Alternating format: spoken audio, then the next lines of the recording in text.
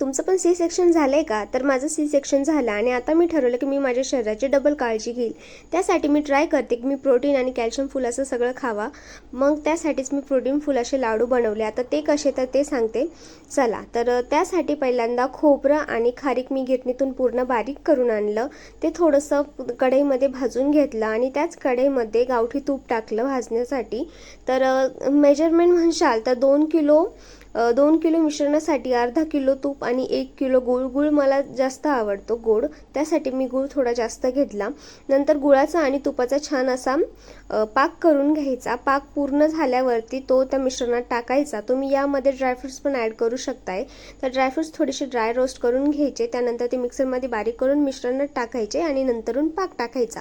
तर असं तुम्ही घेताना मोठं भांडं घ्या, म्हणजे आपल्याला व्यवस्थित मिक्स करता येईल. त्यासाठी मी आता 2 परात घेतल्या होत्या. तर मी छान असं पाक टाकून घेतला आधी चमच्याने आणि नंतर हातानेच सगळं व्यवस्थित एकजीव केलं आणि लाडू बांधायला घेतले. लाडू तर टेस्ट वाईज खूप छान लागतात. त्यासोबतच बाळाला दूध देण्यासुद्धा मदत होते आणि तुमची रिकवर लवकर होती. तर त्यासाठी हे लाडू खूप बेस्ट आहे. लाडू मला बांधता येत नाही, त्यासाठी मी आईची मदत घेतली आणि सगळे लाडू बांधून घेतले. लाडू दुधात टाकूनही छान लागतो. तर मी असा खाते. तर तुम्ही पण नक्की बनवा आणि मला सांगा कसं झालं.